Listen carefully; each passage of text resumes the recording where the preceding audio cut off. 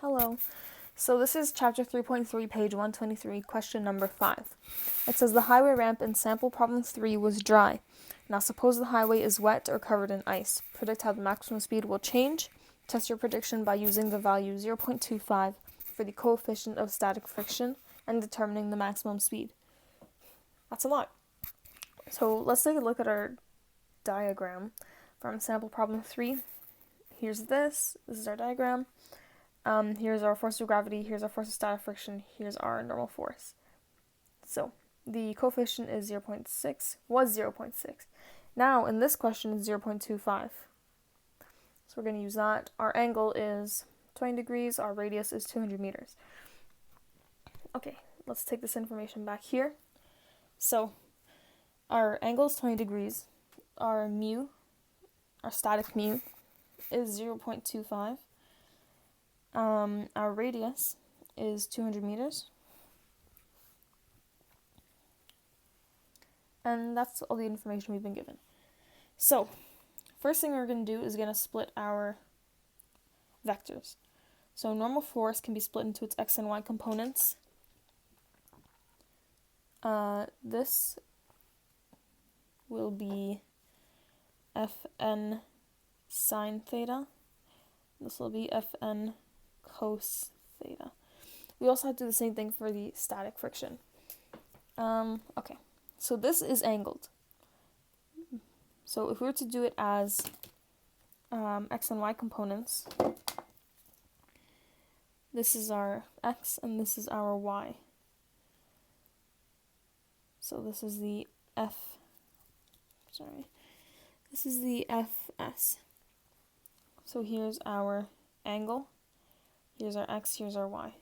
Okay, so since we know the car isn't moving up or down, we know that the sum of the components in the y direction is 0. So what are the components in the y direction? We have mg, we have Fn cos theta, and then we have the y component of the static friction. So if this is our angle, this is opposite of the angle. The y is opposite of the angle. So the y component is actually Fs sine theta. So Fy, and this is going down. I should mention that this is going down because the direction of our static friction is down. So we know that Fn cos theta minus, it's going down, Fs sine theta minus mg equals 0. So I'm going to move the mg to the other side.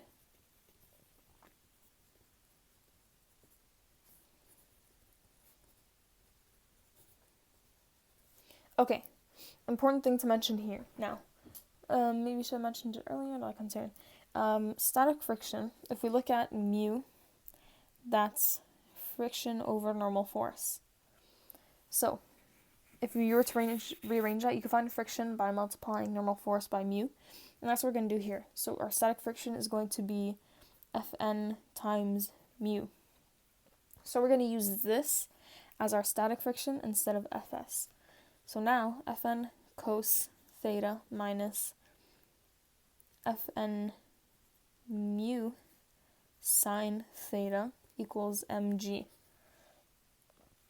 So now these both have an Fn, so that is a like term. We're going to take out that Fn. I guess like term isn't the right word. They both have an Fn, so we're going to take it out. So cos theta, that leaves cos theta here, and negative mu sine theta, so minus mu sine theta equals mg.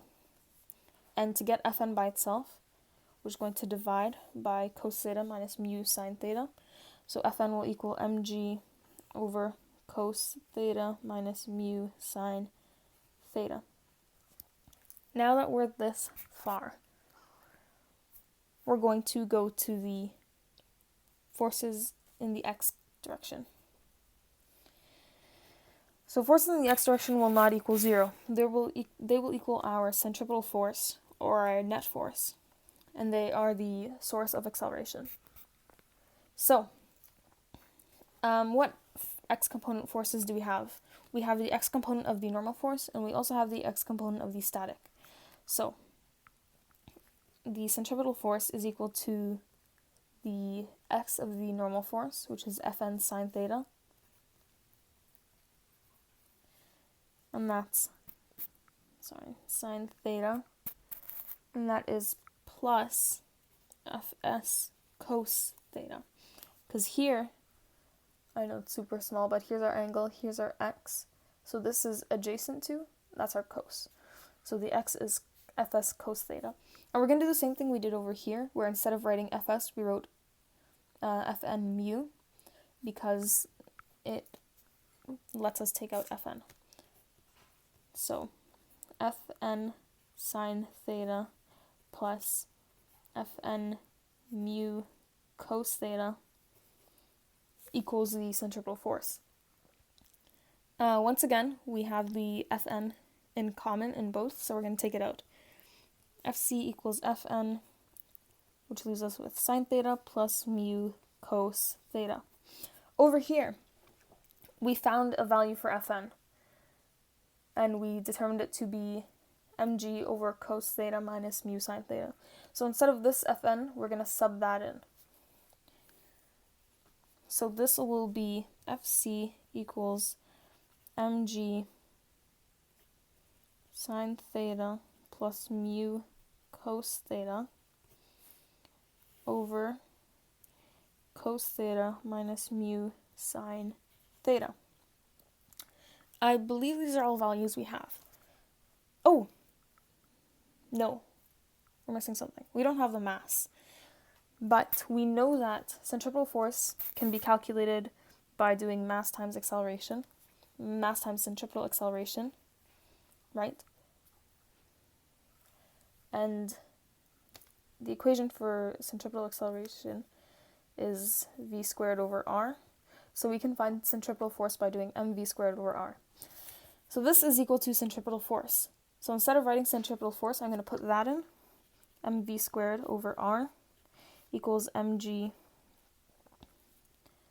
sine theta plus mu cos theta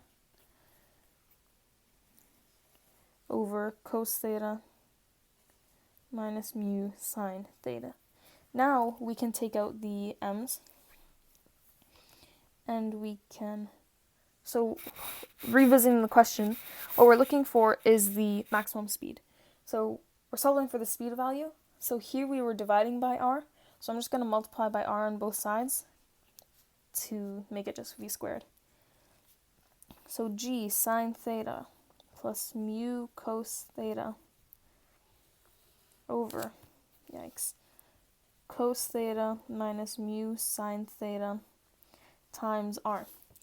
I'm going to plug in all these numbers, so 9.8 times sine, remember our theta was 20, so sine 20 plus our mu is 0.25 plus 0.25 cos 20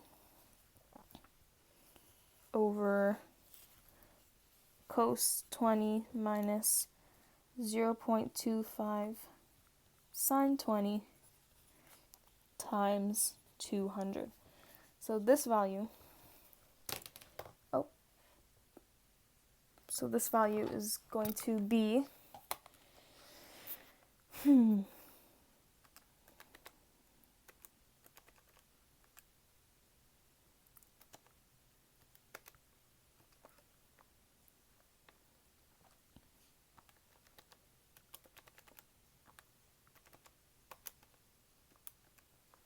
so 9.8 times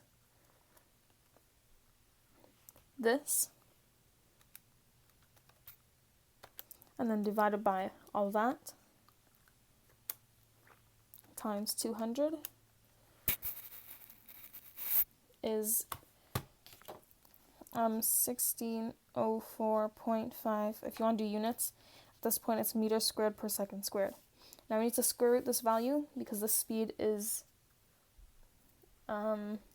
squared. So the speed is just going to be 40, which is wrong. Alrighty, hold on.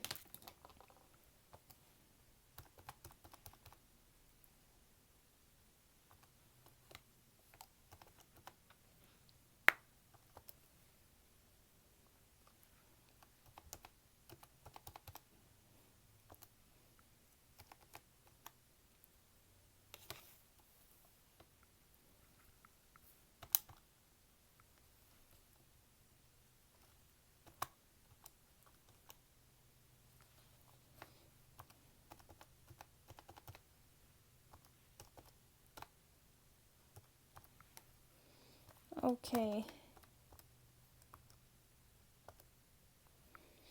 So that divided by this times 200. Okay, different number. So I don't know what happened there. Oh my goodness.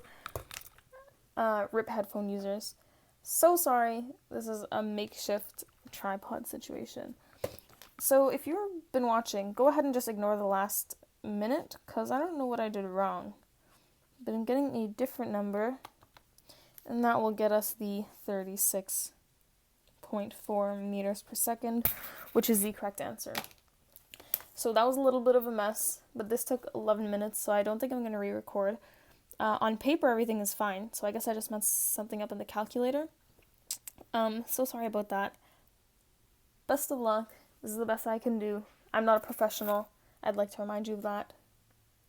Alright, see ya.